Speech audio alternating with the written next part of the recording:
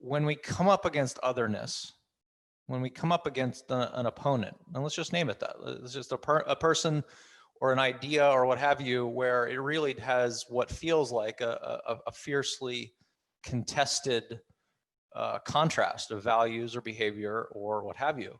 It feels like an opponent. And what do we do with that?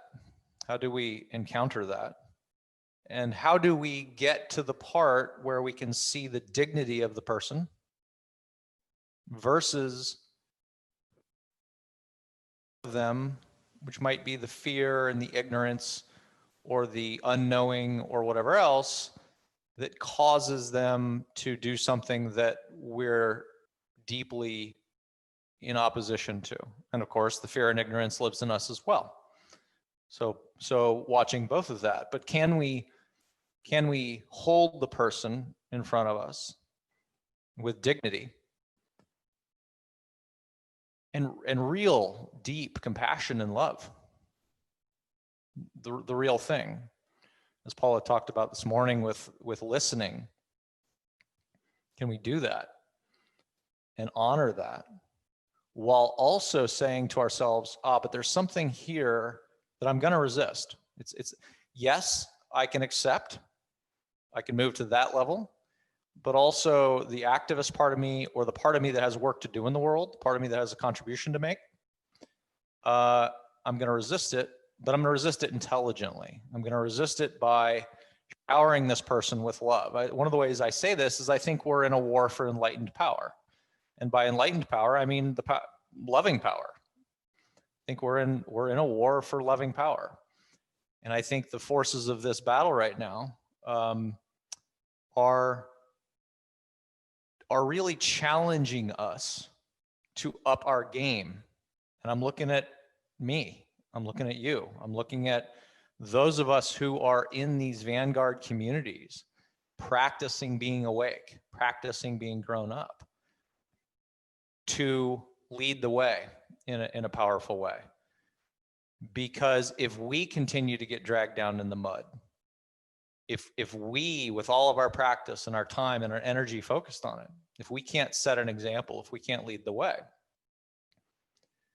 then it's very hard to say how other people could be expected to. And that's the responsibility, I think, that we have. What I'm struck by really powerfully in this moment is kind of just like the brute physics of the universe, in the sense that awake community, other than maybe technology, which has a way of transforming social systems and transforming civilization, awake community is what's done it. Awake community has moved the ball ahead at every step for the time, awake for the time in each context. And I have to say that lesson of history feels so alive today in a way that was merely conceptual for certainly for myself, and I suspect for a lot of us, say 5 or 6 years ago, when the backdrop of civilization was still basically, functioning pretty well as far as we could tell, even though there was also a lot of problems. We knew those, but we didn't know how fragile our moral fabric was. So I think about Gandhi. I think about the degree of oppression that the liberation movement had to face, and the amount of awakeness, just moral, behavioral awakeness that had to be brought forward, not only in the individuals, but as a collective, in a way that would shine a light into the liberation, the colonial liberation. And then we get a flavor of that. It's just extraordinary, isn't it? Think about Martin Luther King and what he did in the awake community that formed around him and his words, and that he was a part of, certainly not the only part. And I think about now, I think about the transition that we are going through. And I think about the move from the information age to the transformation age that you've heard us talk about at Integral Life. If you're new to Integral Life, in a moment, I will put up I might as well do it now. No reason to look at my ugly mug.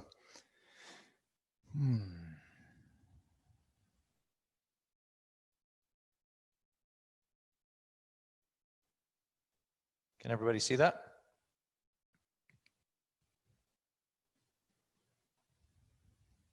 Thumbs up? Yes. Okay, great, thank you. Some of you may have seen this image from my keynote a few years ago on Nothing's Been Better. It's never been better, never felt worse. And I think that is a good capturing of the age, in a sense that we actually have an extraordinary amount of progress, and quantitatively human life has never been better across every dimension.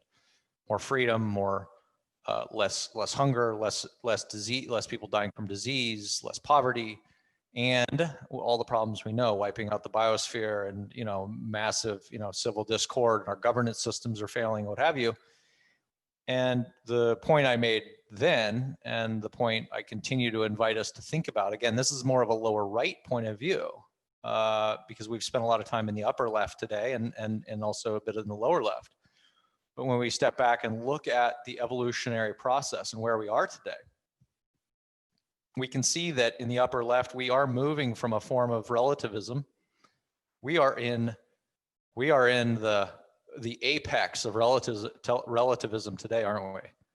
This election, in a lot of ways, was an extraordinary question about whether we're going to be true moral relativists. Actually, that's one way to state it. Because, and Corey has said this, and I agree with him entirely, we had a president who was probably the most skillful president, or the most skillful actor or political actor we've ever seen at understanding and taking advantage of green. For all the reasons that Ken has talked about, that was going to run into trouble. It has some beautiful dignities, but it also has some disasters that come alive in that structure. And so now an integralism has to emerge, where we balance the gorgeous freedom and liberation and pluralistic diversity that comes with relativism, and with the fragmentation of perspectives, with the discernment that comes with integralism, that comes with depth, which comes with deeper states, which comes with more cosmocentric moral concerns. 5 years ago, what I just said was a luxury good. All the people on this call, it's like we were still doing okay, right? And the world seemed to be on track. Well, 5 years later, we know now it's not a luxury good anymore. This is happening, and it's actually mission critical that we show up for it in the right way. In the lower left, as we move from this power to convene, which is, the power just accrues to whoever can convene the biggest mob, the biggest crowd. We're actually going to move to something even more powerful, which is the power to integrate. Can we actually bring people together that are disparate? Because it's easy to convene, a monolithic mob who believe the same thing. Can you bring people together with otherness? Because if you have the power to integrate, you reconfigure all the rest of the power stack below it. And one of the things that emerges in those kinds of communities is resilience. In the upper right, we move from information age kinds of jobs and economy to a transformation age. And what does that mean? And then finally, in the lower right, our governance. Governance is clearly changing. It's clearly being put to the test. We see the need for reforms here in the US, in our electoral process, and in a bunch of other ways. I mean, I guess that's the blessing over the last several years. We're no longer suffering under the illusion that we're inevitable, that our processes are invulnerable. We actually see all the ways that they're not. And so in a way, this is healthy. Terrible, as most growth is, and healthy. And if we look at what's actually happening behind the scenes, and hopefully that just changed for you. It did? Yeah. Okay, great. The cycle of hegemony. And again, I've done a lot of stuff on this before, but I'm just trying to contextualize this question of divided minds and divided societies. There's a reason for it. There's a reason for it with the United States cycle of dominance, and not just dominance. I mean, in a lot of ways, it was healthy growth. It created a peaceful backdrop for the blossoming of many, many countries around the world. But nevertheless, it was the dominant player for the last 80 years, and there was kind of a rapid growth phase, both at home and abroad, with kind of a left-leaning money culture and actually a right-leaning culture. And that flipped. That actually flipped over the last 4 decades or so, where we kind of ended up with the power centers going to, the right-leaning owning the capital and money conversation, and the left owning the cultural conversation. These polarities are fighting it out every day. And because the United States has not appreciated the degree to which empires fail and why they fail, we are now in a great release phase. I think it started in 2008. I think it lasts 20, 30 years, which puts us today, 2020, right in the apex of it. I think we're right in the heart of it. I think it gets worse, actually. I don't think it gets better. I think we're kind of in the eye of the storm, probably now for the next few years. But this is actually the whole point of why I wanted to talk about this subject, is that we have to not just win the battle for enlightened power or the battle for enlightened love. We actually have to win the war. And to do that, we have to heal the divide within. We have to be as awake a community as possible. And again, I'm looking in the mirror when I say that, because these voices of these different levels within us compete, and they're all valid, actually. They're all valid, and we need to navigate that skillfully. The real point is that we retain our personal power, though, when we're able to do that. Right now, we are in a situation where our power is leaking out of us at every step. There are masterful platforms and masterful coalitions and organizations and systems to constantly be pulling our power out of us. And in some ways, sometimes we do actually give them our power, and it's an awake, conscious bestowal of power. But all too often it's not. All too often we're giving away our power without knowing it. We're giving away our power without recognizing that we are just being triggered, or we're just going into some autonomic behavior. Retaining that power, learning to cultivate it, becoming a transformation age leader, becoming a transformation age citizen, becoming a transformation age parent, becoming a transformation age neighbor and family member is your calling. It's the thing you have to do. It's the thing I have to do. It's the thing we have to do together. And it's not just us. There's communities all around the world that have to do it as well. Because what we cannot do is, having won a battle, continue to merely perpetuate systems and structures which keeps the opponents in a mindset of threat avoidance, a mindset of fear, a mindset of not wanting to open from an educational or experiential point of view, open in order to grow up, because those are synonymous. Growing up is synonymous with openness. It's synonymous with the educational experiential process that comes with encountering otherness and getting bigger and bigger and bigger as you do so, in order to allow that otherness to then get integrated inside you. It is up to us. It is up to us who want to and attempt to and claim to have systems for awakeness to help others do that. we have to win this war of love. And when people hear me say this, because I mentioned this yesterday a little bit on Twitter, and I got a lot of blowback because it's easy to fall into that voice of saying, no, I'm righteously indignant. Of course you are. We all are. I understand that. But what you don't want, what none of us want, what none of us can afford in this great release cycle is for the fear and the cancer to metastasize. We can't have that. It's our job in part, we can't do it alone, but it's our job in part to help make sure that doesn't happen. I've talked about this concept of a kind of war for enlightened power. Actually, 3 years ago, one of my speeches was called The War for Power. And that's because it's just being realistic. Like this election here was a war for power. It was not something you were going to negotiate your way out of, because the truths that are being transacted here are not in the noosphere at this point. I talked about this in that speech where I talked about the fact that the part of America has descended into a place where emotional truths are what are holding the coherence of the tribe together. And if you come at a tribe without getting at those emotional truths and you try to attack them with cognitive truths, it doesn't work.